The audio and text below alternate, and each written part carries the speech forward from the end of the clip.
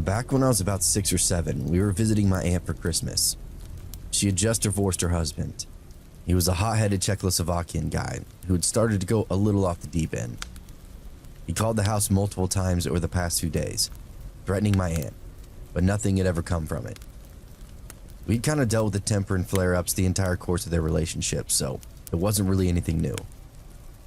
The only part that was difficult was that we were hearing him freak out through the phone, not in person. This was actually kind of nice compared to the normal routine. Try not to placate a middle-aged guy with a bad attitude. My parents and I had just immigrated to Canada, which is where the story was taking place, so we were spending the night at my aunt's before the house was ready. We were lounging for the holidays and just enjoying a little family time. There was hot cocoa, caramel popcorn, all the fixings for a good time. While my aunt was sitting in the den, she happened to glance up and saw her ex coming towards the house with a hunting rifle. She screamed to my dad with balls of steel flew into action, locking the door and then running myself, my aunt, and my mother up the stairs, and then locking us in a room. We put a dresser in front of the door while my dad grabbed a buck knife and then ran back downstairs. I was in shock watching him grab a weapon and go back toward the danger. He was totally calm, ready to deliver certain death to this clown who thought he was going to surprise us. I learned in those few seconds, watching my father gather himself and then go downstairs, never to mess with that man. Never. Not even as a joke. The rest of the story I only know because it's been told to me. Basically, my mom called the police from the upstairs phone. Meanwhile, my aunt's ex busted open the door near where my dad was hiding and then entered the home. My dad waited for him to take a few steps into the main room before he jumped out from the corner and hit him over the head with something. I think my dad thought it would knock the guy out cold, but all it ended up doing was getting him to drop the rifle. This wasn't a bad alternative. My dad continued the assault, which kind of turned into a raw fist fight there in the foyer. I don't know what happened to the knife. I assumed it was involved at least in the initial back and forth scuffle, but he never confirmed nor denied if he stabbed that guy. With the look that my dad had on his face that day, I'm almost positive he knifed him at least once. The police showed up and arrested my aunt's ex. But the scariest part about all this was, my aunt's ex's father was found hiding in the backyard when the police did a sweep about the house. He was this old abusive drunk that hated my aunt too. He'd been waiting in the backyard with a knife, hoping we'd run out there. He was way scarier than his son. He had a real rap sheet of aggravated assaults and more things like that. Had my father tried to usher us out back, we would have been dead in that moment. He really saved us that day with his quick thinking and quicker action. Situational awareness is one thing, but having the brass to react is definitely something else. The father ended up getting deported. The ex went to jail and then had a restraining order for years to come. Although he still claims they only wanted to scare us, it was a horrifying experience, hearing all that commotion from downstairs while we were all hidden away. All I know is, based on my dad's bravery and the beating he must have put on that guy, we've gotten to enjoy many more Christmases.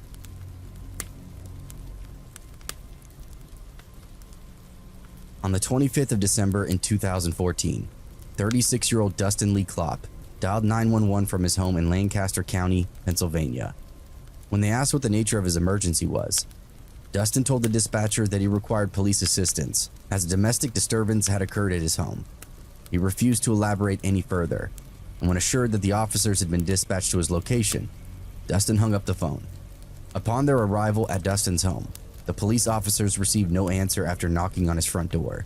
The scenes of domestic disputes are often extremely noisy and extremely volatile, but in this case, there was nothing but a dead silence on the other side of the door. The officers began circling the perimeter of the house, peering into the windows before making their way into the backyard. The place seemed completely deserted, and for a moment, the officers believed they may have gotten to the wrong address. Just as they were about to radio dispatch for some more clarification, one of the officers passed a small shed Dustin had kept in his backyard and detected the telltale smell of rotten flesh emanating from its interior. After fetching a pair of bolt cutters from their patrol car, the officers gained access to the shed and after a brief search, discovered a dismembered human corpse stuffed into a gym bag. It was quickly determined the deceased was Stephanie Kilhefner, the common-law wife of Dustin Lee Klopp, and soon after, the police officers came to a horrifying conclusion. Dustin had absconded with the couple's two daughters, and if he'd murdered their mother, there was no telling what he had planned for them. Local law enforcement rushed into action, setting up roadblocks while requesting additional units from neighboring counties. Within just a half an hour, a gigantic web of roadblocks and police patrols sought to trap Dustin in Lancaster County, but the effort proved fruitless. Because right around the same time, the entire county was being sealed off. Dustin simply walked into a state police barracks and handed himself in. "My name is Dustin Lee Klopp," he told the officers at the front desk, "and I just killed my wife." As they escorted him into an interview room, homicide detectives were struck by how calm Dustin was and how he remained that way as he described the events of the previous night. At around 10 p.m. on Christmas Eve, Dustin and his wife began to argue. Their relationship had already been steadily unraveling, but the copious amounts of alcohol exacerbated an already tense situation until the atmosphere became downright volatile. Dustin explained how his wife had started to fiercely berate him after he attempted to walk away from the argument. Stephanie then directed so many vile insults at Dustin, he claimed to simply snap. He saw red and attacked her. With one single strike, Dustin knocked Stephanie unconscious, and as she lay before him groaning, she gradually came around. But he knew there was no turning back now. Stephanie would use this incident to financially and socially destroy him. She'd take the kids, she'd take the house, and she'd take almost half of his salary for as long as he continued to hold the job. This drunken mistake would prove nothing short of catastrophic for him, unless he committed the unthinkable. At that, Dustin walked into the family's kitchen, retrieved the sharpest knife that he could find. He kneeled next to his wife's body, brought the blade up to her throat, sliced open her jugular in a spray of fresh blood.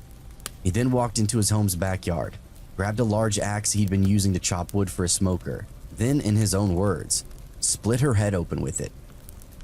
He spent the remainder of the evening chopping up Stephanie's body, all while their two sleeping daughters slept peacefully upstairs, completely ignorant of the horror that had unfolded downstairs. By morning, Dustin had removed almost all evidence of the crime, all except his wife's corpse. After stuffing her remains into the gym bag and hiding it in the shed, he hoped the cold might mask the stench of death. He then drove his children over to his parents' house under the pretense of spending Christmas at their place. To them, it was a pleasant surprise, and neither party thought too much of it as Dustin drove back to home to place that fateful phone call. Overcome with guilt, Dustin briefly considered suicide. The idea of facing the media firestorm that would inevitably follow seemed far too much to bear. But instead of taking his own life, Dustin decided to face judgment. His courage only lasted a few months though, as in early 2015, Dustin hung himself in his cell at Lancaster County Prison. His attempt was interrupted by a prison guard, but the intervention came far too late. He was declared clinically brain dead just a week later, slipping away shortly after life support was withdrawn. Crimes like this are a prime example of why restraint and de-escalation are so important. When Dustin lost his temper with his wife, he not only lost the moral high ground, he kicked off a chain of events that would end in both of their deaths. At a time when families should be coming together, putting aside their differences to spend quality time together, Dustin Lee Klopp chose to doom his own. I was driving from Cheyenne up to Butte, Montana, and the first part is generally windy with chances of the road closing due to the wind being common. I was about half a mile behind a pickup truck, pulling a travel trailer, when I saw that it started to get loose. I myself regularly pulled a 28-foot travel trailer myself, and had spent a few days and nights sitting in Douglas, Wyoming, waiting for the winds to die down so I could finish my drive. When I say winds, I mean catastrophic air movements, sometimes upward of 75 miles per hour. The southern belt of Wyoming can actually be a record setter for winds. The average is usually over 50 miles per hour for the year. Casper held the highest rate of suicide per capita in the world, and there's barely 60,000 people living there. Many attribute this to the wind driving them crazy, day after day. Anyway, I start mumbling to myself about using the trailer brakes to straighten it out, when he went sideways and into the center of the divided highway. It jackknifed and rolled, so I yelled some curses. I was a brand new dad at the time, so I'd been thinking extra about my own mortality. There's nothing like someone else on the road, not just putting themselves at risk, but everyone else around them too. I'm a former EMT, so I was preparing myself to help save some guy's life, when I rounded the corner and saw it. The truck was on its side. He had landed on the driver's head, partially detached outside of the vehicle, with his body inside and a small section of ligament keeping it attached. Basically, his head smashed through the driver's window of this truck as it rolled, and then the truck decapitated him as it shifted on its side along the roadway. I could see a path of blood where the open wounds had dug through the snow. At the end of this little bloody trail is a severed human head, still bleeding while the snow lands in its hair. I look in the front window and saw no one else inside, and slowly walked back to my truck, mumbling about who knows what. I called law enforcement, explained the situation and the scene, and then the location. I asked if they needed me to stay, and dispatch told me no. My information was enough. I drove a long way in silence. I even cried some, thinking about my 8-month-old boy and what his life would be like without me. I saw myself driving that truck and hauling that trailer, as that's how my wife and I lived for about 8 years. We pulled that thing all over, rain or shine, any time of the year. Count your blessings.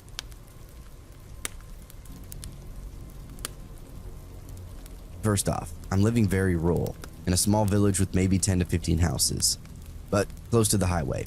You can drive there within maybe 5 minutes. It's also about 10 minutes away from town. If you cross the street, it just takes you about a 10-minute walk to reach the forest. First Christmas Day, in the afternoon, my partner and I decided to go for a little digestive walk. We were really stuffed from all the food. It was around 5 p.m. and already dark when we left. We had this big and bright LED flashlight with us, and I also took my camera and my flash, as I love taking pictures of nature at night. We decided to walk on a little country road towards the forest, and then turn right, following a small gravel cycle track close to the forest border, which connects our village and the next. In the middle of part of the track, you have to walk through a small bit of forest. It's rather dark and the trees are very high and quite dense. When we entered, I saw my flashlight reflecting on something and recognized a car being parked there on the side of the track, close to the trees. This struck me as odd. Cars are not allowed to drive there, and the path is very narrow and hidden, so I was a bit cautious. My partner pointed the light inside of the car, and it seemed to be empty. I also noticed that the windows were frozen, so it must have been parked there for quite some time. A bit in front of the car, I spotted a tree with this intriguing structure. I asked my partner to point the flashlight toward it, so I could better focus and photograph it with my flash. After I took a few images, my partner told me, there's someone standing behind us in the middle of the road. He's looking at us. Nobody was following us that whole way until now. I'd look behind me occasionally, because at this time in the evening and so close to the border of the forest, there's sometimes boars. Indeed, now there was a man standing behind us, staying just out of the flashlight's reach. He wasn't saying anything, just standing there and facing us. At first, I thought he might be startled, as it may seem a bit weird if someone's just taking photos around your car. I decided to get up and confront him from a distance, explaining to him that I was just taking photos of that tree. He didn't react, he just stood there. I then went on to ask him if he needed some light, and he replied that that wasn't necessary. It was odd, but I was still calm. Sure, there has to be a normal explanation for all this behavior. Nonetheless, my partner and I just decided to get out of there and follow the path leading to the next village. I remembered the letters on his license plate and Googled it. It turned out he was from a city about 6 hours away from us. Mind you, the country that I live in is in a very strict lockdown right now, so you're only allowed to travel even by car if you have very urgent reasons. After we reached the first lantern in the next village, we looked back and observed the car driving a bit out of the forest, turning around and then going back inside. I was able to see that he parked there again and turned the lights off. He didn't leave the forest. We went home on a much longer way than initially intended, and I didn't want to go back there for obvious reasons. Our flashlight battery died on the way, and my phone battery was low, so I didn't want to call the police back then, but I called them as soon as I arrived home and gave them all the details that I can remember. I think I was very lucky to have my partner and that camera, as well as that bright light with me. I don't want to imagine what could have happened if I was all alone. About 5 years ago, my mom started dating a guy that she'd met on a dating site. The online dating is fine. I had recently started dating a woman who would later become my wife, and we'd met online as well. Both my girlfriend, who would later become my wife, and myself never liked this guy. We thought he was a weirdo literally from day one. We didn't think he was mean or anything like that, just creepy. He was quiet. He kept his eyes closed a lot, occasionally saying odd things, like offering my wife a chocolate, then popping one in his mouth and closing his eyes, then moaning as he let it melt in his mouth. It was all stuff that just teetered on inappropriate, but also kind of reminded me of special needs individuals I've personally known as well in my life. I don't mean that in a disparaging way in the slightest, just in the sense that I wondered how much control this guy had over his thoughts and his words.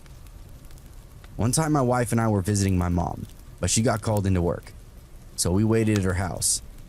Her boyfriend was over, and he spent the entire several hours that night just hanging out in her bedroom with the door closed. We could hear noises every now and again, but for the most part, it sounded like he was just lying totally still in there. Really creeped us out because we didn't know what to do. We ended up just waiting it out, but maybe be a little bit more of a host next time. Just before Christmas, my mom and this guy start having some difficulties. My wife and I were visiting for the holidays. She dropped all of her problems on us, and we listened carefully, gave our opinions, and suggested that she might be better off without him. She had already made her mind up, though, and decided to break up with him on Christmas Eve. I couldn't help but smile. Of course, she'd been lying out this entire plan, down to the day of when to do it, and then explained it to us purely for confirmation. What I was smiling about was that she'd already lured us into the house for the holiday weekend. We're going to be stuck in the crossfire after she dumps this guy. All I can imagine is him quietly collecting his belongings before murdering us in our sleep. Thanks, Mom. We spent the night at my mom's and got up early on Christmas morning to visit my dad at his house. We didn't plan to spend the night at my dad's, but we got snowed in, which was actually a nice Christmas surprise. We had avoided the entire breakup conversation the night before, and then got out of there pretty much the moment the sun rise, and we were happy to be now stuck in my dad's. The next day we left as soon as we could, to get through the snow. My wife suggested that we stop by my mom's house on the way, make sure that she was okay. My wife just had a really bad feeling about that ex-boyfriend. I couldn't blame her. That whole weekend was like a perfect murder setup. It was a holiday weekend, fresh blankets of snow, family members coming and going, adding to the chaos. With my mom and that guy snowed in alone, the reality became more clear that there was potentially danger at hand. My mom's car was in the driveway, but that doesn't really mean much. She lives close enough to work that she actually walks often.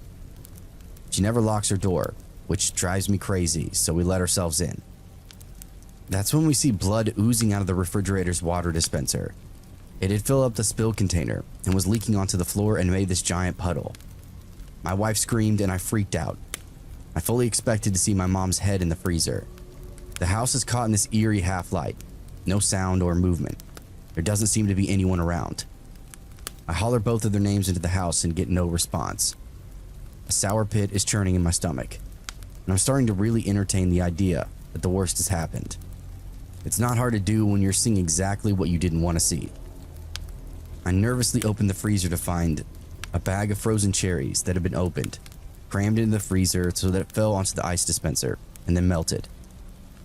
My mom turned out to be in the shower just warming up. Ex-boyfriend was nowhere to be found. We told her about the cherry incident, to which she gave us this funny look and asked us to show her. She claims she never even bought frozen cherries. Didn't have any. Those weren't hers. We think the ex-boyfriend bought them, opened them, and then arranged them in the freezer so they'd thaw and drip, like a weird, ominous power move.